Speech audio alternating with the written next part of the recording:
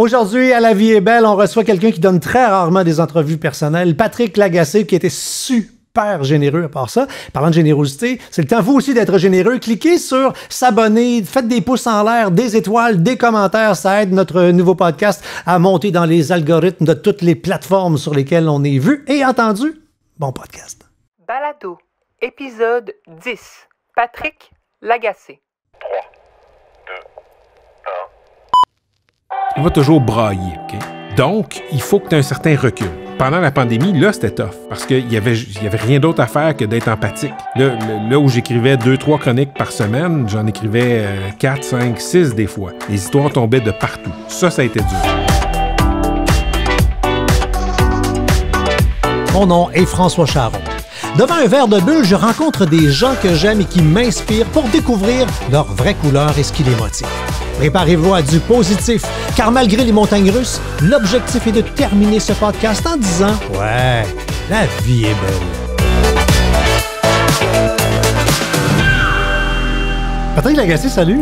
Salut François. Qu'est-ce que tu fais ici? Ben, tu m'as invité bien gentiment, et puis, écoute, tu es tellement dadon, comme on dit en bon québécois. Quand on t'appelle, t'es toujours intéressant. Parce que quand j'ai parti ce podcast-là, j'ai fait mon shortlist de monde avec qui ça me tentait. Pas de prendre une bière, mais moi, je bois des bulles. Ouais. Puis, honnêtement, quand j'ai fait « send » dans le courriel, j'ai fait « Ah, ils vont me dire non. » Parce que je t'ai stalké sur le web. T'en donnes pas souvent des entrevues. Ben, écoute, je suis dans le jus. Je sais pas comment te dire ça autrement.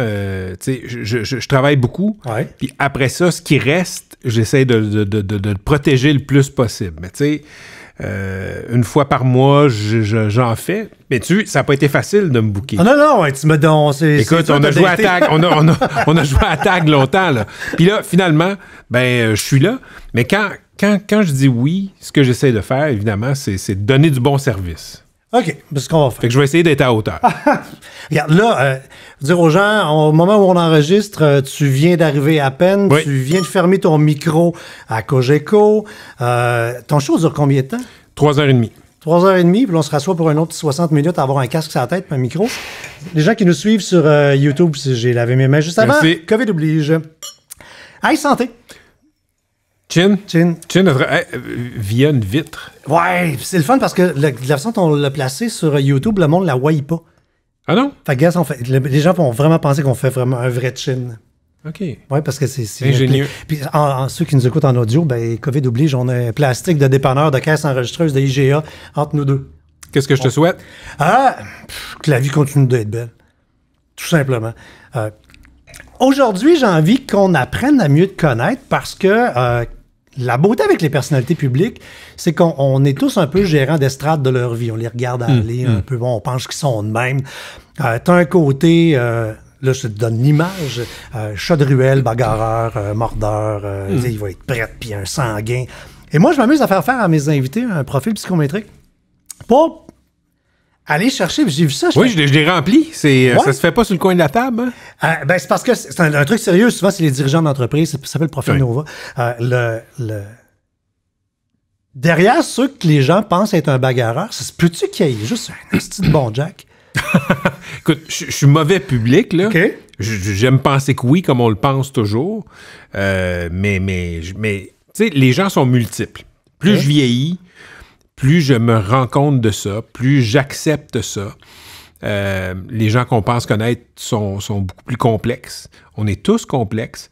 On est rarement défini par une chose. Je trouve que de ce temps-là, dans la vie publique, je regarde ce qui se passe à gauche et à droite. Puis, tu sais, on va faire abstraction de tout ce qui tombe dans le code criminel pur et simple. Tu comprends, là, de la grosse préméditation, là, de la grosse agression. Mettons ça de côté. Je trouve qu'il y a, de ce temps-là, beaucoup de gens qui sont écorchés pour des erreurs, pour des accros qui, à une autre époque, n'auraient même pas été mentionnés. Est-ce que c'est une bonne chose que ce soit mentionné? Peut-être, mais il ne faut pas faire l'erreur, je pense, de penser que telle ou telle personne n'est que tel ou tel événement. Tu comprends? On a l'étiquette facile. Oui, et avec le tribunal populaire, tout le monde y va, tout le monde donne son opinion. Ça aussi, c'est correct, on ne va pas revenir en arrière, mais rappelons-nous que les gens sont complexes. Clairement. Il y a du bon, puis il y a du mauvais, puis si ce qui met le feu aux manchettes est le mauvais, et qu'on est dans le comportement, qu'on est dans le jugement de valeur, qu'on est dans l'erreur une ou deux fois, moi, je pense qu'il va falloir qu'on retrouve le sens du mot pardon aussi un peu. Ouais, c'est vrai qu'il y a un côté un peu monsieur net de ce temps-là où on a envie de faire une espèce de ménage, puis en se demandant, ce ménage-là, y a-tu besoin d'être fait? Écoute, ça c'est, appelons ça comme ça, le marché va décider, mais ouais. Tu sais, l'été dont on vient de sortir a été un été de dénonciation. C'est parfait. C'est parfait. Moi, je veux pas y aller à la pièce. Non. Je veux dire, elle, c'était correct. Lui, finalement, il était pas correct, donc il l'a mérité. Il y a du cas par cas. Chacun peut avoir son jugement. Mais il y a quelque chose d'effrayant dans cette époque-là où tu fais un statut Facebook, ça pogne en feu et la personne ciblée se dépatouille avec ça. Et je ne parle pas seulement, François, je parle pas seulement des gens qui sont des personnalités publiques. Je te croise dans la rue, je te vois faire quelque chose, je prends une photo de toi, t'es pas connu, je te mets là dans mes réseaux sociaux, ça met le feu, ça devient viral, t'es une personnalité publique soudainement. Oui, tu deviens la vedette du moment. Tu deviens la vedette du moment. Clairement. Et je trouve qu'il y a un potentiel d'erreur là-dedans, d'exagération aussi. C'est drôle parce que quand je regardais ton profil, puis à t'entendre parler là, parce que je t'ai comme pas posé une question, puis tu as choisi ce sujet-là, puis tu l'as ouvert. J'ai l'impression qu'à l'école, tu étais l'espèce de défenseur de la veuve et de l'orphelin, celui qui en laissait peu passer s'il voyait que quelqu'un d'autre... Non? Non, j'étais assez timide. J'étais assez timide. Il y avait ce fond-là. Ma mère était comme ça. Okay. Ma mère était une justicière. Elle aimait pas l'injustice. Écoute, ça avait fait une très forte impression sur moi. J'avais, je sais pas, 10, 11, 12 ans environ, là, puis je jouais au hockey. Et à l'époque, Laval, le coin de Laval où j'étais, était blanc, francophone, Tremblay, baptisé, tu comprends? Donc, des gens de minorité, de ce qu'on appelle aujourd'hui la diversité, il n'y en avait pas beaucoup à Fabreville. Et le meilleur joueur de notre équipe, c'était un noir. Et il était fantastique. Okay? Il prenait le puck en arrière du but, il allait le mettre dans l'autre but. Il en comptait 3 par match. Il était incroyable. Et il y a, évidemment, c'est une autre époque. Je ne dis pas que ça n'existe pas aujourd'hui, bien au contraire, mais à l'époque, c'était peut-être plus désinhibé. Et les parents de l'autre équipe, quand ils voulaient le déconcentrer ou quand il était fâché, ben devine de quoi ils le traitaient. Oui. Ils le traitaient du mot qui commence avec N, que moi, je n'utilise pas quand il s'agit d'une insulte. Tu comprends? Si on décrit quelque chose comme le titre d'un livre de Danny Laferrière, je vais le dire. Mais c'est Danny qui a choisi de le mettre dans son titre. Exact. Mais comme insulte, qui est la pire insulte qu'on puisse faire à une personne noire, lui, il se faisait lancer ça. Ma mère allait se planter devant les parents de l'autre équipe et elle les engueulait. OK, elle était l'arbitre. Elle était l'arbitre des estrades, tu comprends? Elle trouvait ça épouvantable et elle avait pas peur. Donc, il y a ce fond-là. Il y a beaucoup de ma mère en moi. Mais quand j'étais jeune, j'étais gêné. Jusqu'en secondaire 5, j'étais gêné, donc je prenais ma place, mais pas trop. Fait que ce que tu décris là, j'étais pas comme ça au secondaire. OK. Mais dans ce qui nous motive dans la vie, il peut y avoir plein d'affaires. Ça peut être le désir d'être utile. Ça peut être d'avoir envie de rayonner. Puis, si on se fie au résultat de ce que tu as répondu, tu carbures avant tout, ta motivation première, ce serait l'altruisme. Ben, je pense que oui. Il y a un côté très altruiste qui veut aider les autres chez moi. Écoute, c'est niaiseux, là, mais je te dirais pas les choses que je fais qui relèvent de la vie privée pour aider du monde. Ça m'appartient, puis je le mets pas en vitrine. Mais un exemple qui est juste cocasse, mais ma blonde m'a dit ça hier, on marchait, puis il y a un vélo qui est stationné, puis là où la cycliste a oublié sa petite lumière, il fait noir, puis je sais c'est quoi, puis la lumière fonctionne. Fait que je reviens sur mes pas, puis j'éteins la lumière. Pourquoi? Parce que ça m'est arrivé d'oublier ma lumière de vélo, Puis quand t'arrives pour la repartir, quand ça fonctionne à batterie ou à Dell, whatever, là, ben t'en as plus, elle marche plus. Puis là, Mais c'est pas tout le monde qui aurait reculé. Moi, je me suis dit, hey, ça c'est plate quand ta lumière est brûlée. Tu sais, peut-être que cette personne-là allait repartir et se casser la gueule parce qu'elle n'a pas vu une fissure dans la rue à Montréal, etc. Mais oui, ça c'est un exemple que je te donne. Moi, je tiens les portes pour les gens. J'ai été élevé comme ça. T'es important, là, mais le monde autour de toi sont aussi importants. Fait que prends ton gaz égal. Deuxième motivation forte, t'as l'idéologique pas mal dans le tapis. T'as des idéaux forts, tu sembles être basé sur un schème de valeurs. Puis habituellement, quand les gens ont des valeurs fortes, quand on rentre dans ces zones-là, sont moins négociables parce que... Écoute, j'ai des valeurs, mais je suis pas prêt à dire que j'ai une idéologie forte. Moi, tu sais, politiquement, centre-gauche. Mais sincèrement, la gauche est en train de devenir quelque chose qui n'existait à peu près pas quand j'étais jeune. C'est une nouvelle gauche qui est plus basée sur les identités. Fort bien. Je me reconnais moins là-dedans. Non, mais dans les idéaux, il y a la justice. Et là, il y a la liste des idéologies, c'est très, très, très large. Tu sais, des grandes valeurs. Il y a des gens qui, justement, disent « Moi, je peux pas voir quelqu'un être victime d'une injustice parce que je vais me mettre devant. » Fait que clairement, on en a tous, là, mais si on se fie au résultat, il y a certaines valeurs qui ressortent. Puis c'est fascinant parce que les questionnaires sont pas capables de dire c'est quoi les valeurs. Fait que là, des fois, quand on s'amuse à faire de l'analyse plus longtemps, il faut gratter des fois pour aller trouver. Puis souvent, quand je disais, je fais beaucoup de debriefing avec du monde, si tu veux trouver c'est quoi ta grande valeur, c'est quoi la dernière fois quand tu as regardé un film que tu t'es mis à pleurer en plein milieu en disant, voyons, qu'est-ce qui se passe? Pourquoi? C'est quoi cette affaire-là? Ou que tu es venu comme, tabarnak. Tu fais comme, hey! Et là, ça va chercher des espèces de zones, là. Ben, l'injustice, tu sais, je peux pas redresser toutes les injustices, mais les histoires qui viennent me chercher quand on me les soumet, là, quand on me propose une entrevue ou quand on me propose une chronique, les histoires d'injustice viennent me chercher. Les histoires de dévouement viennent me chercher. Les gens qui se dévouent pour les autres. Tu sais, c'était une période qui était très... le début de la pandémie, là, mars-avril, tu le sais, là, pas besoin de faire un dessin aux gens. C'était extrêmement... c'est pas explosif, mais c'était lourd comme climat. Puis moi, j'avais... Comme tout le monde, je baignais là-dedans. J'étais à fleur de peau. Et les fois où j'avais les yeux pleins d'eau, c'est quand j'entendais parler d'histoires de gens qui se dévouaient. Par exemple, dans le fameux centre, le CHSLD Aaron, dans l'ouest de l'île. Écoute, l'histoire d'une infirmière... Non, pas une infirmière, une médecin qui est maintenant dans l'administration au CIUS, qui est dépêchée là-bas et qui, là, prend connaissance là, de visu de l'ampleur de la catastrophe. Il n'y a plus de personnel. Les gens sont laissés à eux-mêmes. On peut imaginer dans quel état. Et son premier réflexe, c'est d'appeler sa famille à l'aide. Son mari, c'est ton histoire, ses ça. 2 enfants, c'était mon histoire. Et écoute, quand je me suis fait raconter cette histoire-là par cette femme-là, j'avais les yeux pleins d'eau. T'sais, ce dévouement-là, pour les autres, moi, ça vient me chercher. Ben, ça devait être un mélange de... Parce que moi, quand j'ai été connecté sur cette histoire-là, oui, ça m'a ému, puis ça m'a profondément fâché en disant, mais dans quel pays de république de bananes, de tout croche qu'on est, tu sais, t'as quelqu'un qui est un médecin qui arrive pour venir aider, déjà d'être obligé de demander à des médecins de débarquer puis d'éteindre le feu, mais c'est correct, ça va. Puis là, elle, il n'y a pas de staff, t'appelles tes enfants puis ton mari pour dire... Et ils viennent. Ben oui! Tu sais, tes ados viennent.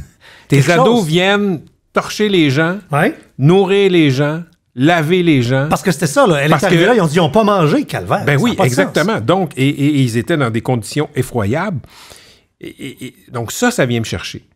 Les histoires de bienveillance viennent me chercher.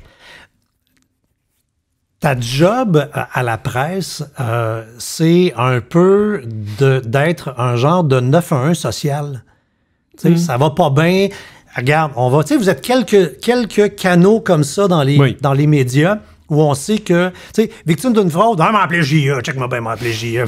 non, mais tu sais. Moi, je suis moins dans les fraudes. C'est moins dans les fraudes. Mais, d'un point de vue humain, ça doit être quasiment pire par bout parce que il y a plusieurs de tes textes. Tu sais, nous, on lit le matin, là, les yeux collés, le doigt sur la tablette, là. Mais toi, il a fallu que tu t'imprègnes d'une charge émotive souvent qui est crissement lourde pour un texte.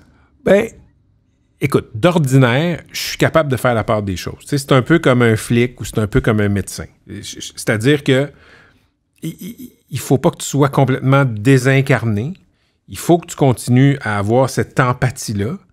Mais tu peux pas, je veux dire, t'es pas la fille de la personne, t'es pas le père de la personne, tu peux pas toujours brailler, OK? Donc, il faut que tu aies un certain recul. Pendant la pandémie, là, c'était tough, parce qu'il y avait rien d'autre à faire que d'être empathique. Là où j'écrivais 2-3 chroniques par semaine, j'en écrivais 4, 5, 6 des fois. Les histoires tombaient de partout. Ça a été dur. Mais règle générale, je suis capable de garder cette distance-là avec les gens. Je suis capable de faire l'histoire sans brailler, même si l'histoire est à brailler. Parce qu'il y a souvent les bons papiers viennent tristement d'histoires qui sont enrageantes, sont touchantes. Oui, mais des fois, écoute, les histoires les plus fun à faire, c'est quand il y a quelque chose où il n'y a pas forcément d'injustice. Quelque chose où il y a... c'est une histoire qui est le fun à raconter. Ça aussi, les gens veulent les entendre. Des histoires de bienveillance. Tu sais, je te dis que la bienveillance vient me chercher. Ouais. Et on peut te penser, en regardant les nouvelles, en regardant les médias sociaux, de penser que le monde est une poubelle en feu. J'ose penser qu'il y a beaucoup plus de bon monde que de pas bon monde. Il y a un marché pour ça aussi en chronique. Fait que quand tu tombes sur ta bonne nouvelle, GM, t'es content, tu fais « Yes, sir, enfin, on va faire quelque chose de positif. » Puis... Oui, mais pas positif pour positif. J'essaie de raconter des histoires qui disent quelque chose sur le monde, sur la société, sur un système. Parce que juste faire une histoire positive, là, ça devient un petit peu rose bonbon, tu comprends? Fait que l'équilibre, c'est ça, je te dirais. Parce que c'est comme aller chercher une histoire triste. Tu veux que je te raconte une histoire triste, mais t'en raconter 25 histoires tristes. Il n'y a pas de problème, là. Elles sont pas difficiles à trouver. Mais il faut que l'histoire dise quelque chose. Il faut aussi qu'elle fasse avancer, je ne veux pas dire une cause, mais une vision du monde, mettons. J'essaie de changer un regard, au moins un regard d'un lecteur, d'une lectrice sur le monde. T'es quel genre de collègue? Hey, je pense que je suis un bon collègue. Je sais que j'ai une face à claque. Je sais. Non, mais c'est quelque chose qui est dans ma face. Écoute, j'ai déjà été dans un meeting à Télé-Québec quand on commençait 2 hommes en or avec Jean-Philippe Vautier. Et là, on avait une idée pour commencer une émission. Puis il y a quelqu'un dans le meeting qui a dit « Ouais, mais là, les gars vont avoir l'air arrogants s'ils font ça. » Là, j'ai regardé la personne, je dis « Écoute, tu sais, je fais de la chronique depuis 2003. » Et il y a des gens qui trouvent que j'ai la face la plus baveuse. Il y a quelque chose dans ma face qui dit un peu arrogant. Ou super arrogant. Je peux pas me battre contre ça. Fait qu'on on va même pas essayer de se battre contre ça. On va faire l'idée si elle est bonne. Ceci étant dit, il y a ça, il y a ce que je dégage. Comme je te dis, je pense quelque chose dans ma face qui dit un petit peu baveux. Mais comme coéquipier, je pense que je suis un bon coéquipier. Puis c'est important pour moi d'être dans des environnements de travail où, comme leader, je suis pas un leader négatif. Tu comprends ce que je veux dire? Oui. C'est super important parce que quand tu as ta face sur l'affiche, quand tu es au centre du projet, que ce soit à télé ou ailleurs, c'est facile de devenir un monstre. C'est facile parce que la production est centrée tourne autour de toi. Tu es au centre de la production. Fait que c'est facile de dire « Hey, comment ça se fait que mon ketchup, c'est pas telle marque? » Tu comprends? C'est facile de devenir un monstre. Et il y en a beaucoup qui le sont devenus. Moi, je veux pas être ça. OK, on va vérifier. J'ai appelé quelqu'un, mais je suis pas sûr si ça a marché. Y a-t-il quelqu'un au bout du fil? Ouais, allô? Allô? Alors, on parle à votre collègue. Patrick Lagacé est très capricieux sur les condiments. Quand c'est pas du Heinz, on le sait assez vite. Il n'est pas de l'Amérique Louis, puis il veut de la vraie mayonnaise Hellman. C'est même pas vrai. C'est même pas vrai. C'est même pas vrai. Tu le sais que tu dis de la boîte, PY. Sérieusement, PY, comme collègue, quand les caméras sont pas là au quotidien, il est comment, notre ami? Patrick Lagacé, il est d'agréable compagnie. Moi, j'ai toujours trouvé que c'est un gars cool. Là, tu sais, les quelques fois, Patrick, qu'on s'est croisés avant de travailler ensemble, on avait toujours des rapports courtois. Je trouvais que c'est le genre de gars avec qui tu as envie de prendre une bière. Tu le croises, vite, échange une couple de mots. C'est un gars qui a la jasette facile puis qui a de l'entre-gens. Tu sais, il y a des gens avec qui c'est facile de faire ce qu'on appelle du bon small talk en bon français. Pat qui inspire ça. Je pense que c'est un gars franchement sympathique. Pour ce qui est du travail, moi, j'ai vraiment rien à redire, Patrick. Je trouve que c'est un excellent employé. Je te réengagerais n'importe quand. Je regrette vraiment pas mon choix. Très bon. Et en terminant, tu me parlais des talents de Patrick lorsqu'il rédige ses articles. Ben, c'est d'écrire d'aussi beaux papiers quand tu sais que c'est tapé avec ces deux index. Tu sais, il y a les skills d'un enfant de 4 ans au clavier. Fait que tu dis, wow, de si belles chroniques qui ont été tapochées de cette façon-là sur un clavier dont il manque 4 touches. On dirait que tu enlèves un peu de lustre à ta belle plume, mais n'empêche que, moi, j'aime toujours et encore lire mon bon vieux Pat. Il n'y a rien de mieux qu'un matin de fin de semaine, dire, hey, t'as-tu lu Lagacé un matin? Je pense que c'est un gars qui est à son meilleur lorsqu'il parle de politique, lorsqu'il dénonce, lorsqu'il creuse des histoires. Mais moi, je préfère encore plus mon Pat qui va me raconter une belle histoire de dévouement, une belle histoire humaine, de résilience, une belle histoire de héros dans l'ombre. Je trouve vraiment que c'est la zone dans laquelle il excelle, même s'il excelle dans tout, là. Mais c'est vraiment dans cette zone-là que j'adore le lire. T'es fin. Merci. Ça recoupe ce que je disais tantôt. Merci, M. PY. Ciao. Ouais, ça fait plaisir. Pour l'argent, déposer ça via accéder. Oui, absolument. C'est déjà fait. Merci. Salut, PY. Bye. Salut. Fait que t'as pas d'endroité. T'écris des chroniques, puis là, comme un enfant. Mais ça, il y a des gens qui sont moqués de moi, comme Pierre-Yves, ouais. Et je tape fort aussi. Je tape très, très fort, et je dis toujours la même chose. Écoute, même si je tapais 150 mots minute, je pense pas 150 mots minute. Fait que tu sais, c'est pas de la transcription. Fait que non, j'ai pas mon doigté, puis je suis pas le seul. Je travaille à la radio avec Philippe Quentin. Oui. Philippe Quentin, mon ancien rédacteur en chef à la presse, qui écrit depuis 30 ans et plus. Et Philippe, j'ai remarqué, il est à 2 doigts aussi. On n'est pas... souvent, là, on l'a jamais eu, le cours de doigté. Moi, j'ai eu ça en secondaire 2. Secondaire 5, dans le cours d'informatique, puis j'étais pas bon, puis ça m'intéressait pas.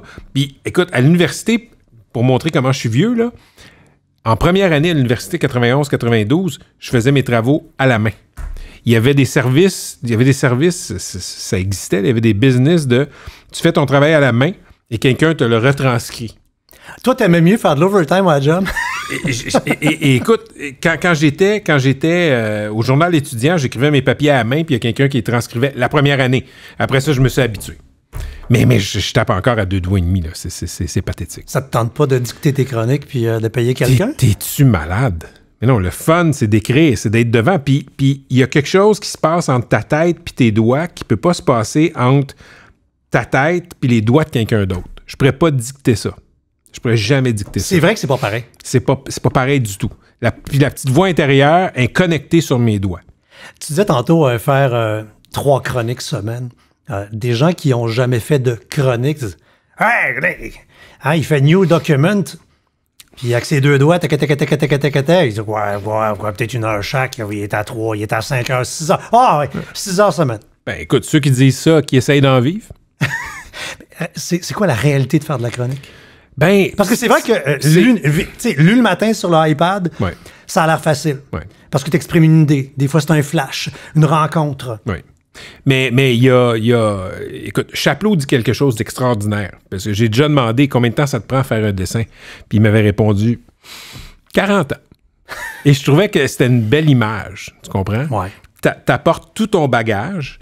Ça a pris... Dans mon cas, là, ça fait... Tu vois, j'ai commencé à chroniquer en 2003 au Journal de Montréal. Mais avant ça, je chroniquais déjà là, dans des petites publications. Tu sais. Ça fait 20 ans. Fait que quand j'écris une chronique, ça me prend 20 ans. J'apporte 20 ans de bagage, j'apporte 20 ans de vérification, j'apporte 20 ans de « Ah non, ça, cet angle-là, ça a déjà été fait ». Donc, puis je vais pas faire brailler personne, c'est pas aussi facile qu'on peut penser. Tu sais, je le fais à un niveau que j'estime être au Québec. Je fais de la chronique dans un des grands quotidiens, c'est au plus haut niveau. Je le fais, je pense, en essayant d'apporter quelque chose d'autre que juste dire, moi, je pense que, tu sais, je vais rencontrer du monde, j'ouvre mon calepin, je prends des notes, je fais des vérifications. Puis, quand tu vérifies, tu sais, j'en ai juste 3 par semaine. Mais des fois, tu as une histoire extraordinaire, tu es assis sur quelque chose que tu crois être, là, vraiment, là, un truc qui va interpeller les gens. Là, tu fais des vérifications, puis ça punche pas. Tu fais des vérifications, puis ton histoire ne tient plus. Pas parce que la personne t'a forcément menti, mais parce que, par exemple, l'injustice qu'elle venait de te dénoncer, il y avait une explication. Donc, c'est tout ça. C'est pas juste je m'assois, j'ouvre l'ordi puis j'écris. C'est un peu plus complexe que ça, mais il y a une beauté dans le fait que les gens pensent que c'est pas complexe comme ça. Il faut que ça ait l'air facile. Il faut que ça ait l'air facile. Il faut que ça ait l'air facile. Tu sais, je veux pas me comparer à un joueur de hockey, mais moi, j'ai été impressionné une fois. J'étais à la hauteur de la glace au Centre Bell. Puis, tu sais, tout le monde, on était à la patinoire, là, 22 février, là, puis il fait -5. Ou t'es à la patinoire, moi, je suis dans les estrades. Non, t'es dans les estrades. Bon, mais tu sais, au parc, là, tu vas shooter des pucks. Ouais. Puis, bon, tu penses que t'as un lancer popé, tu sais. Puis là, t'es à côté des professionnels. Puis, d'un coup de poignet, le même puck que toi, tu tirais à patinoire Laurier, là, eux autres, elles traversent la glace au complet. Ça a l'air facile quand tu le regardes, mais c'est pas facile. Tout ce qui est fait de façon professionnelle est rarement facile. Que ce soit un plombier, que ce soit un épicier. Le gars qui a son épicerie, là, puis doit gérer l'inventaire, le staff, tout, ça a l'air facile quand toi, tu te promènes dans les allées. C'est pas mal plus difficile quand tu rentres le matin à 7h30. Ben c'est drôle, tu dis tantôt ton histoire de 20 ans. Quand tu as parlé de plombier, j'ai eu l'image du plombier qui fait la soudure sur un tuyau de cuivre. Tu veux pas Moi, j'ai essayé 20 fois de faire ça. Je suis pas capable. Fait que ça prend combien de temps souder un tuyau? Ça prend 20 ans. Ça prend 20 ans. J'aime ça, cette image-là, François. C'est vrai. Tu comprends? Ouais. Quand Chapelot me dit, ben, ça a pris, à l'époque, c'était-tu 40 ans, c'était-tu 37, je sais pas. Mais ce que tu apportes avec toi, c'est souvent l'œuvre d'une vie. Et moi, je suis la somme de ce que j'ai écrit aussitôt qu'à l'université, au journal étudiant, tu sais. Ça va me permettre d'aller vers le retour à la maison que tu animes. Oui. C'est récent, cette année qu'on t'a donné. Deuxième année. C'est vrai, 2 ans. Avec cette année-ci, là, c'est comme on perd on perd nos repères. 3 années dans une. Oui. On t'a reproché d'avoir eu la grosse chaise sans expérience. J'ai vu ça passer. T'as-tu envie de répondre ton affaire de ça prend 20 ans pour... Ah! Non. Non, pas du tout. Tu sais, parce qu'il y a plein de... Moi, j'ai étudié en arts et technologie des médias. Je suis un animateur de radio. J'ai plus d'expérience que toi derrière. Fait que c'est moi qui aurais dû avoir ton show. Non, mais tu sais... Ben, écoute, il y a peut-être des gens qui ont pensé ça. Ils me l'ont évidemment pas dit. Puis, j'ai rien à justifier. Tu sais, Cogeco m'a ouvert les portes pour faire du commentaire il y a 10 ans et quelques environ. Chose que j'ai adorée. J'ai vraiment adoré faire du commentaire dans l'émission de Paul Oud, puis pendant 1 an après ça, chez Paul Arcand. Est-ce que j'ai de l'expérience d'animation de radio? Non. Mais j'ai une expérience de communicateur. Je suis dans une radio qui fait de l'info, qui fait du direct. Ils ne veulent pas... Ils veulent quelqu'un qui a une expérience d'information, qui va voir des infos passer en temps réel, qui va se dire, OK, ça, c'est fiable, on peut aller en ondes. Non, ça, c'est pas fiable, on peut pas y aller, parce qu'il y a ça. T'as pas 2 chances d'y aller comme ça. Quelqu'un qui peut faire des entrevues sur différents registres. Quelqu'un qui va avoir son franc-parler, mais qui va pas sortir l'analogie nazie parce qu'il est pas content de la gestion d'une urgence. Tu comprends? Et ça, regarde, il y a peut-être pas 65 personnes qui peuvent faire la job demain matin à Montréal dans cette position-là et ajoute la notoriété à ça. Donc, après ça, ils m'ont donné le POC. J'espère compter des buts. Je pense que j'en compte. Après ça, il y a peut-être des gens qui peuvent ne pas aimer ça, mais François, honnêtement, sincèrement, là, ça fait 20 ans que je me fais critiquer. 25 si je mets l'université. Ben, 25, 30 si je mets l'université, parce que j'avais une chronique à l'université. Je prends mon gaz égal sur les critiques.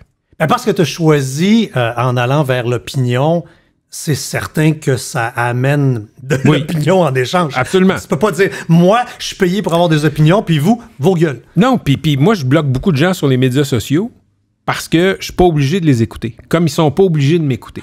Je veux bien croire que je suis un peu partout. T'es pas obligé d'écouter le poste. T'es pas obligé de mettre ton téléviseur à Télé-Québec le vendredi soir. Puis t'es pas obligé de me lire dans la presse. Ouais. Et dans mon cas, c'est que il y a plein de gens qui nous cherchent noises tout le temps, ce qui est totalement légitime. Mais sur le volume, je pourrais pas être sur Twitter si je bloquais pas. Mais sinon, les gens ont le droit de penser ce qu'ils veulent de moi. Moi, tu remarqueras, là, c'est rare que je vais répondre à une critique. S'il y a une erreur factuelle, là, je vais y aller. Si tu me dis, Lagacé, t'es un con, ta chronique, c'est de la merde, qu'est-ce que tu veux que je réponde? Ah, mais là, parce que une perception, c'est une vérité. Ben, pour cette personne-là, en tout cas. Oui, c'est sa vérité. Fait que, je veux dire, on est toute la cave de l'autre. Fait que des gens qui ont pu dire, ah, ben écoute, il n'a pas fait ses classes, puis c'est pas lui qui devrait être là. Qu'est-ce que tu veux que je te dise? Mais de ce temps-là, dans la dernière année, la température, il commence à faire chaud dans la pièce, là, dans les réseaux sociaux. Là. Oui. Puis je nous regarde aller. Toi, particulièrement, il y en a une gang qui s'amuse à te lancer des pocs dans le net. Là. Mais sais-tu quoi? Toi, tu les vois. Moi, je les vois probablement pas autant que toi.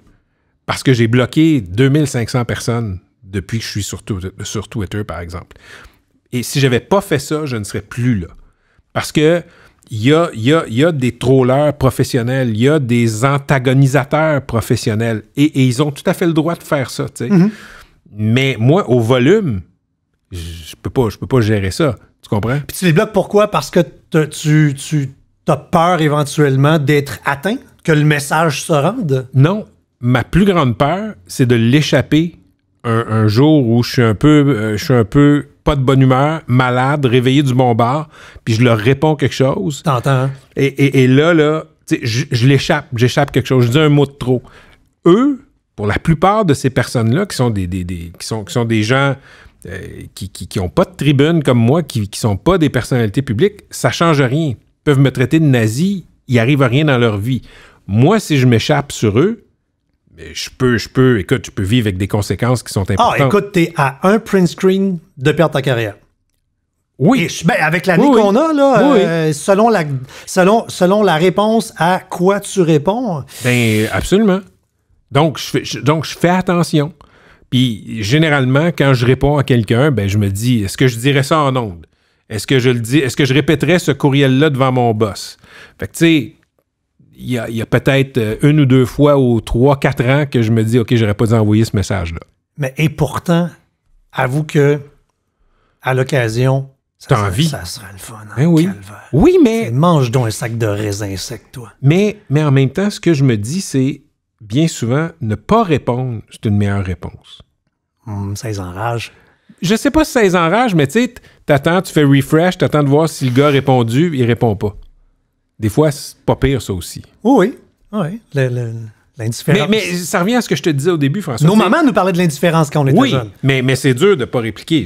J'en suis la preuve vivante. Combien de tweet fights j'ai eu, je sais pas, je compte plus, tu sais. Mais avec le recul, en vieillissant, il y a une valeur à pas répliquer. Mais je suis pas toujours capable de me retenir. Mais ça revient à ce que je te disais tantôt. Tu sais, quand tu dis que tu es à un print screen de perdre ta carrière. Oui, comme tout le monde. Mais ça revient à ce que je te disais au début. On a le jugement facile. Même moi, je l'ai eu et je l'ai. Des fois, je me retiens, je me dis, tu sais, pour les erreurs des autres, des fois, est-ce que c'est si grave que ça? Est-ce que ce mot-là, c'est si... Y a-tu le droit d'être choqué des fois? Je pense que oui. Tu sais, où est la bienveillance? Je pense qu'il faut se le demander. Où est le bilan aussi? Est-ce qu'une personne est une fois dans sa vie? Moi, à peu près 2-3 fois par année, je me fais plaisir. Tu réponds? Je réponds. Mais jamais en public. Jamais en public. Je réponds en privé. Ces réponses-là me demandent des fois jusqu'à une demi-journée. Parce que je te fais... Mais c'est pas une réponse, là. OK, c'est un roman, là. Je t'envoie un roman, là. Puis, attends. Mais mon entourage me dit, François, arrête, décroche. Je fais non. Pour mon équilibre mental, là, il y a des gens qui réussissent. C'est des... bon, moi aussi, je suis sur les réseaux sociaux, je suis partout, puis... moins polarisant parce que je mais c'est ça qui m'étonne. Moi, je comprends que les gens m'haïssent et me répondent parce que, bon, je dis, tel verre est à moitié plein. Oui. Pas à moitié vide. toi, je veux dire, tu décris des choses, je ne veux pas dire que tu es consensuel, mais tu n'es pas dans la controverse. Pleinement. Qu'est-ce que le monde peut te reprocher? J'ai fait pendant une dizaine d'années des conférences pour aider les entrepreneurs, puis j'ai brassé de la boîte, puis à chialer après les organisations qui n'aident pas les micro-entrepreneurs. Fait que j'ai joué dans de la politique non partisane. Là. J'ai été propriétaire d'une technologie. Fait que là, une technologie, c'est une religion, hein? OK. Les gens, là, Apple, c'est génial, Microsoft, c'est de la merde. Là, moi, ben oui, ça. Puis là, ben moi, j'avais une technologie. Fait que là, des fois, je me faisais attaquer. Puis quand t'attaquais mon entreprise, parce que je me suis souvent attaqué par l'entreprise que j'ai eue en hébergement web, moi, je suis bien papa, là. Fait que mes employés, là, dans ma tête à moi, c'est des bouches à nourrir, là. Oui. Fait que ton commentaire de merde qui peut peut-être me faire perdre des clients, moi, perdre de l'argent, ça ne me dérange pas. Je vais te vider mon compte de banque, je vais le mettre à zéro, à soir, là, live, ça te dit. Mais fais pas en sorte qu'il y ait un de mes employés qui paye pas son hypothèque ce mois-ci. Ou que, je pense que je suis une mamacha. Je comprends. OK, je comprends. Va pas là. Mais ça nous montre à quel point si un gars comme toi, qui n'est pas dans l'opinion, qui n'est pas dans la polarisation, a aussi ses haters, comme on dit. Ah oui. À quel point tout le monde les a, le monde cherche le monde. Absolument. Dans ton show, il y a plein de monde. Puis l'autre jour, moi j'ai un rituel la fin de semaine. Je brunch en écoutant l'émission dans les médias. Puis je t'ai vu comme pris d'un combat de boxe. Oui, avec Marie-Louise Arsenault. Ouais. Raconte. Qu'est-ce qui s'est passé? Ben, parce que ce show-là, c'est un show pas consensuel, mais on raconte ce qui se passe. Ça jase. Puis là, tu t'es fait traiter de boys club puis de... Ben, écoute, c'est une entrevue. D'habitude, quand je vais en entrevue, j'ai une bonne idée de où ça va s'en aller et pas. Et là, Marie-Louise, pour l'émission Dans les médias, m'a amené sur le terrain de... Hey, à 98.5, beaucoup de gars, pas beaucoup de filles. Écoute, je l'avais pas vu venir. Puis là, les gens vont dire, tu l'avais pas vu venir? Ben là, on en parle, c'est dans l'air du temps, puis tout ça est vrai, François. Mm-hmm. Mais Christy, moi là, je finis le show, je saute dans mon char, m'en vais à la salle, me fais maquiller, j'ai ma journée dans le CUL. Uh-huh. Est-ce que je m'attends à répondre du manque de diversité de Cogeco au complet et des médias en général? Non, je m'attends pas à ça. Donc, il y a un bout, et c'est assez rare, où je suis comme un chevreuil qui est pogné dans les phares d'un 18 roues.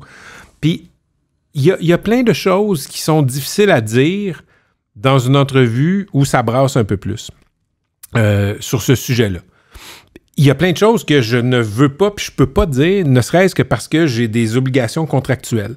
Ne serait-ce que parce que je veux pas blesser du monde avec qui je travaille en ondes et hors d'ondes. Et là, t'es pogné aussi pour expliquer comment ça marche la sélection, par exemple, des collaborateurs. Et c'est ce que j'ai essayé de faire avec Marie-Louise, qui était... Et c'était une très bonne entrevue. Moi, j'ai rien à redire. Il y a des gens qui m'ont dit « Ah, tu t'es fait piéger, elle t'a pas laissé parler. » Hey, been there, done that. Hein. J'en ai fait des entrevues comme ça. Là. Je ne vais pas dire j'ai été maltraité. J'ai été très bien traité. C'est une intervieweuse, comme j'ai dit, curieuse et allumée. Elle a fait l'entrevue qu'elle voulait faire. J'ai rien à redire là-dessus. Oui, elle trouve un bobo par la mise. C'est parfait. Mais la vérité des choses, c'est dur d'avoir des conversations qui sont franches, honnêtes là-dessus, devant le public. Avec des gens des médias, il y a peut-être des choses dont je peux parler qui vont être comprises instinctivement. Mais tu commences à dire des choses dans une entrevue semblable, et là, tu dis « Ah non, OK, non, je peux pas aller là parce que ça, par exemple, c'est un secret d'entreprise. Il y a quelque chose que je peux pas dire. Mm-hmm. Fait que live, tu es en train d'essayer de dire quelque chose, puis tu as un buffer. Fait que c'est pour ça que j'avais l'air hésitant. Mais en même temps, moi, c'est drôle parce que cette entrevue-là a parti un hamster dans ma tête.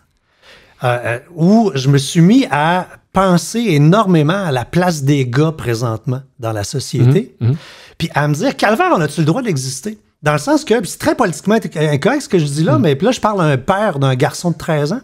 Les petits gars finissent pas l'école présentement.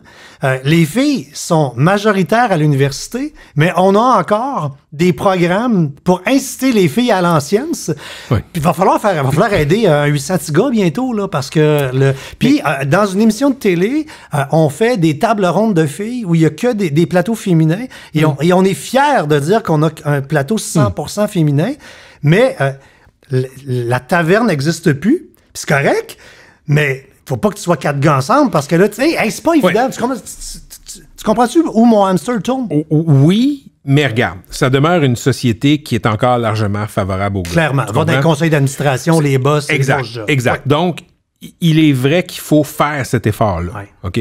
Puis moi, là, à l'émission 2 hommes en or, je me rappelle, là, on avait un fichier Excel, puis on comptait le nombre de gars, le nombre de filles. Puis c'est moi qui disais, des fois, c'est un party de saucisses. C'est un party de saucisses. Et là, fait que moi, j'ai cette responsabilité-là, je le sais. Et pour moi, François, c'est pas un ou l'autre. Tu comprends? Les filles, faut faire les deux. Faut dire, oui, les filles allant en sciences, vous pouvez aller en sciences. Si le potentiel pour un type de domaine en sciences, c'est, je sais pas moi, 35% de filles, ça se peut que tu ne l'atteindras pas plus que ça. Mais il faut que tu ailles chercher, il faut que tu encourages, il faut que tu fasses des programmes d'accès à l'égalité, etc. Moi, je suis pour ça. Parallèlement, quand je te dis c'est pas un ou l'autre, oui, il faut se soucier des gars qui finissent moins l'école. Oui, il faut se soucier de l'école où, comment ça fait que les gars ne vont pas enseigner au primaire, au secondaire, moins, etc. Il faut se poser cette question-là. Pourquoi nos gars ne diplôment pas, ne vont pas chercher leur diplôme dans des délais aussi rapides que les filles? Pourquoi l'écart entre les gars et les filles est le plus grand ici au Canada, au Québec? Il faut se poser ces questions-là parce qu'après ça, ça a une influence sur toute ta vie, ta scolarisation. Donc, moi, le discours de « on peut plus être entre gars », non, je suis pas tant que ça là-dedans. C'est une société pour les gars. La notion de patriarcat, j'y crois avec certaines nuances, réserves, mais le principe lui-même, ben oui, Christy, c'est une société de gars, puis le Boys Club a existé, existe encore, puis il faut faire une place aux femmes. Là où j'en ai, c'est quand tu prends une photo, un Polaroid, un panel à TV, puis tu dis « Ah, regardez, le Boys Club. » OK, mais regarde, ça se peut que la semaine passée, il y avait 3 filles. Tu sais, à 2 hommes en or, j'ai vécu ça. C'est-à-dire, oui, une semaine, là, c'est vrai, j'avais 3 gars. Mais je dépends de l'actualité aussi. Oui, je dépends du monde qui dit « Oui, je vais y aller aussi. » Clairement. Tu comprends? Mais la semaine passée, j'avais 3 filles. Donc, le Polaroid sur un instant, moi, personnellement, je trouve qu'il est réducteur. Je suis pas sûr que c'est toujours un bon échantillon. Puis là, à 2 hommes en or, le Polaroid va changer cette année parce que c'est 2 gars et une fille en or. Oui, exact. Donc, on a Rosalie Bonenfant qui arrive dans un rôle qu'on est encore en train de déterminer. On veut pas que... C'est pas une faire-valoir, je veux dire, on n'a pas le budget, on n'a pas les budgets en télé au Québec pour dire « Hey, on va embaucher une fille juste pour faire une fille. » Non, il a fallu faire des aménagements. Ça n'a pas été évident, mais on a trouvé la façon de la faire atterrir dans l'émission. On cherche, en parlant avec elle, en voyant sa couleur et aussi son expérience, comment on l'intègre. Puis là, on a l'avantage parce qu'on n'est pas en ondes cet automne. On recommence juste en janvier en direct. Mais oui, il y a cette volonté-là aussi. On a été un Boys Club pendant longtemps, mais le sourire en coin, on jouait sur l'image du Boys Club. Et avec un titre de même. Avec un titre comme ça. 2 filles le matin, 2 hommes en or. Évidemment. Donc là, on va voir Rosalie, rôle à déterminer. Mais moi, je te dis, François, je trouve ça important. C'est pas un ou l'autre. C'est pas... De la même façon que quand tu dis on va faire rentrer de la diversité dans la télé, c'est pas... Si tu commences à faire de calculs que si tu rentres X personnes issues de la diversité, il y a X blancs qui vont perdre leur job, c'est le mauvais calcul. Le calcul, c'est est-ce que ça ressemble aux gens qui nous écoutent? Tu vois ça là, dans les fonds... Tu fais le profil des fonctions publiques, puis tu te dis, OK, t'as, je sais pas moi, 15-20% de Québécois issus de l'immigration, mais t'as 6% de Québécois issus de l'immigration dans une fonction publique X. Est-ce que c'est juste? Non, c'est pas juste. Il faut que, pour un show de télé comme le mien, par exemple, qu'importe où tu es dans les médias, tu veux ressembler à ce public qui te ressemble, qui te consomme, qui te regarde. Ouais. Moi, je tends plus vers ça. vous allez fucker une génération complètement avec vos émissions de TV. Ça marche pas parce que 2 filles le matin, c'est une fille. Ils seront plus bons en mathématiques. Avec 2 hommes en or, c'est 2 gars. Je retourne sur le fait que t'es papa. L'adolescence, c'est quelque chose? Hein? 15 ans, là? 15 ans. Oui. Qu'est-ce que tu veux savoir? Non, mais c'est parce que ça doit pas être... S'il y a un moment dans l'histoire de l'humanité où ça doit être mauditement pas évident d'être adolescent, c'est présentement. Ça va à l'encontre de la logique d'être un adolescent, ce qu'on vit. Oui, parce que l'adolescence, c'est le troupeau. Oui. C'est la gang. Puis c'est être rebelle, puis c'est de faire le party, puis c'est de faire des affaires en cachette, Ben, dans le dos, mais là, ils sont dans ta face à la journée longue. Tout ça se fait. Ah! Ben, je parle pour personne en particulier. Non. Mais pour tout le monde en même temps. Mais ça se fait... Écoute, la période très difficile, ça a été le printemps pour les ados, je pense. Puis on se comprend, on n'est pas dans un contexte de guerre civile. Il y a pire que ça dans l'histoire de l'humanité. Mais ça c'est comme dire à quelqu'un qui est pauvre au Canada. Puis sais-tu quoi, en Afrique, ils sont bien pires que toi. Ah ouais? Je comprends, là, mais t'es sur le point de te faire évincer puis t'as pas d'argent pour nourrir tes enfants. Qu'il y ait d'autres humains sur la Terre qui sont dans le trouble, c'est pas ton problème. Ton problème est le plus grand, tu comprends? Ouais. Fait qu'on soit pas en guerre civile, ça veut pas dire que nos ados ont pas souffert au printemps. Ça veut pas dire que présentement, ils renoncent pas à des choses, qu'ils vont pas perdre des contextes où ils se forment, ils se frottent à des expériences formatrices. Donc, moi, je refuse de rire de ça. J'essaie de le prendre avec un grain de sel. Il est grand. Ses amis sont grands. Je peux pas le checker 24 heures sur 24. Est-ce que les jeunes respectent 24 heures sur 24 les règles sanitaires? Sans doute pas. Est-ce qu'on est plus à même de se gérer nous-mêmes, de nous gérer, les vieux, les adultes? Je pense que oui. Donc, ça devrait compenser pour les écarts qu'eux font. Est-ce que ta vodka goûte l'eau? Il n'y a pas de vodka à la maison. Ah. Non. Fait qu'elle goûte pas l'eau. Je sais que c'est un vieux classique, mais il y a une couple de bouteilles que je devrais vérifier. C'est ça le truc, c'est que ça prend pas d'alcool blanc à la maison. C'est ça l'affaire. Écoute, je pense qu'ils vont s'arranger pour en trouver ailleurs. Mais moi, j'ai une approche... Qui a la bonne recette pour gérer la consommation des ados? Personne là. Hein. Puis je pense que même si tu essaies d'être hyper autoritaire, je suis pas sûr que ça va marcher. Ah, je pense que c'est même pas bon d'être trop autoritaire parce que c'est comme le chien qui est en laisse, il va japper puis il va casser la... Paf, il va virer fou. Moi, j'insiste sur 2 choses auprès de l'ado et de ses amis. La première, c'est, écoutez, soyez avisés, sachez, essayez de savoir ce que vous buvez, par exemple, ce que vous consommez. Tu comprends? Absolument. Puis moi, j'ai déjà sorti les bouteilles, j'ai montré ça, c'est du 40%. Tu prends ça, tu mélanges ça. Écoute, ça goûtera pas bon. Puis en plus, ça va taper. Ouais. Le vin, ça, c'est 11, 12, 13, 14%. Ça tape un peu plus. La bière, tu vas avoir un buzz, mais tu risques de pas être trop malade. Ça, c'est la première affaire. Sachez ce que vous buvez. Okay? La deuxième, c'est faites attention à vous autres. S'il y a un de vos chums qui est sous, vous ne le laissez jamais tout seul. Vous m'appelez, vous appelez les parents. On aura la conversation demain. S'il y en a un de vous autres qui est sous, puis vous le savez, c'est quoi être sous, là, qui n'est pas lui-même, qui n'est pas elle-même, vous les laissez pas partir avec quelqu'un que vous connaissez pas dans votre gang, vous les laissez pas marcher tout seul, allez les raccompagner, appelez un taxi, whatever. Moi, ça, c'est ma hantise. La petite fille là, à l'école, à Laval, là, c'était mon école secondaire, ça. Ah oui? Oui, c'est le ruisseau où cette pauvre petite fille-là, c'est noyé. Ben, je l'ai enjambé pendant tout mon secondaire 1, 2, 3 parce que je marchais jusqu'à l'école. Donc, tes amis sont sous, c'est pas une faille morale, t'as pas tué personne, restez entre vous autres. Faites attention à vous. J'insiste sur ces 2 affaires-là, puis après ça, François, c'est à la grâce de Dieu. Parce que tu parlais, puis j'ai eu des flashbacks. Moi, j'ai étudié à Jonquière en communication, puis je suis un petit peu plus jeune à l'école. Je me suis ramassé comme à 15 ans en appartement à Jonquière. Oh, wow! À l'âge de Zach, j'étais en appartement. Moi, mes parents m'ont toujours laissé vivre un peu des expériences. Oui. Le verre de vin en famille, puis les petites niaiseries en cachette. Mais quand je suis arrivé en appartement... Personne te check? Moi, c'était normal.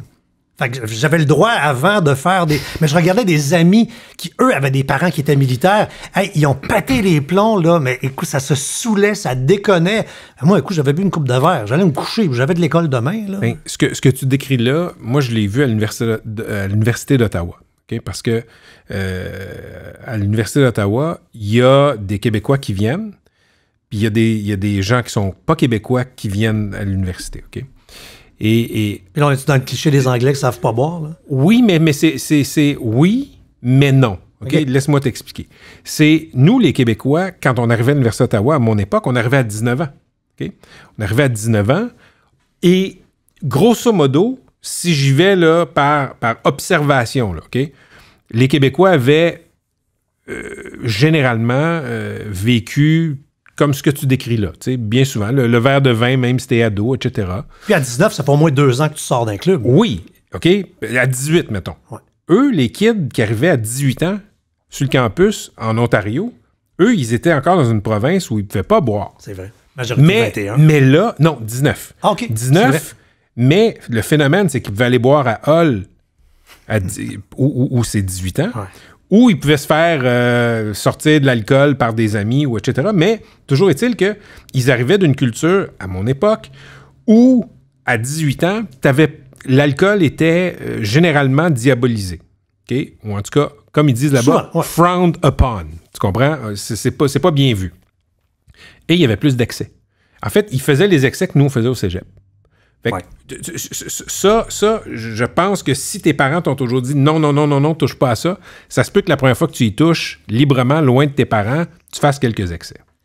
Début de carrière, chroniqueur culturel, tu as commencé de même. Ça, c'est au Journal de Montréal. OK, mais au Journal de Montréal, je fais 2 ans comme reporter au Général. Je te vois, on te visualise moins bien là. Chroniqueur culturel. 2 ans. Sur un tapis rouge à poser des questions. Ben, je l'ai fait. Où t'as acheté ta chemise? Non, ça, c'était pas mon bag tant que ça, là. Mais 2 ans reporter au Journal de Montréal, au Fait divers, au Général, puis ils m'ont envoyé 2 ans au culturel. Fait que j'ai fait la chronique télé, j'ai fait des films, j'ai fait toutes sortes d'affaires. J'ai fait quelques tapis rouges, j'essayais de les faire différemment. Le mandat, c'était ça aussi. C'était d'essayer d'imprimer un nouveau créneau, je te dirais, au culturel. Mais ça m'a aidé, ça me sert encore aujourd'hui. En quoi? Ben, c'est un milieu, c'est une sous-culture, le showbiz, le milieu culturel, que je connais un peu mieux, qui m'a aidé quand je faisais des entrevues au Franc-Tireur, quand des fois je fais des chroniques sur le showbiz, juste quelques antennes. T'sais, disons que j'ai fait, je sais pas moi, j'ai eu des contacts avec des gens là-bas à l'époque, ben ça te sert encore. Tu peux appeler quelqu'un et me dire hey, comment ça marche, etc. Mais si tu les connais pas, c'est un peu plus dur, tu sais. Puis de la même façon que j'aurais voulu couvrir un beat politique, je pense que ça m'aurait aidé. Mais j'ai fait un beat culturel, puis ça m'aide encore. Tu disais tantôt en blague que 3 chroniques, ça te prend 6 heures dans une semaine. Une journée dans la vie de Patrick, ça ressemble à quoi? Ben, je me lève tôt. Je me lève tôt et je commence j'écoute Paul Arcand le matin. Quand je suis en voiture... C'est dans ton contrat, ça?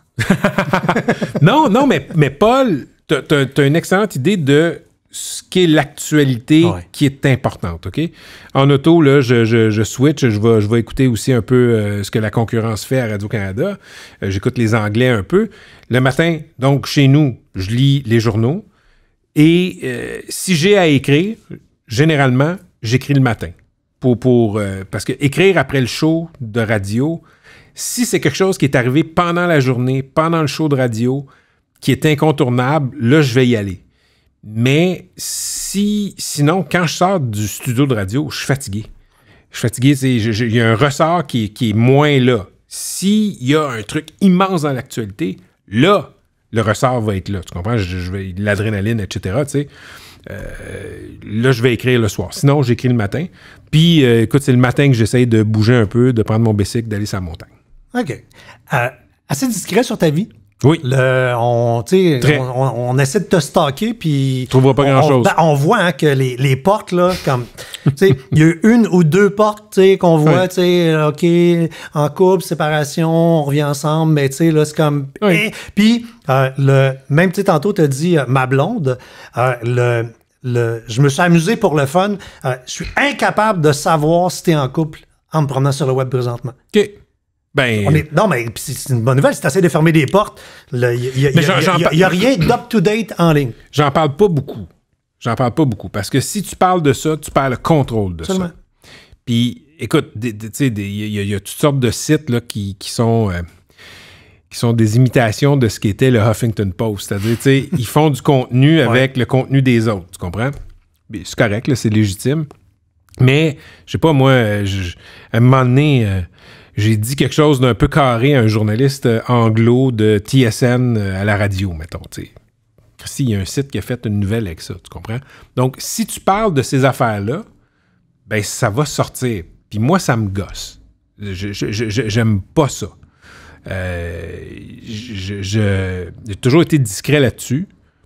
Moi, j'ai une vie publique. Les gens autour de moi n'ont pas nécessairement fait ce choix-là, même si des fois, elles sont...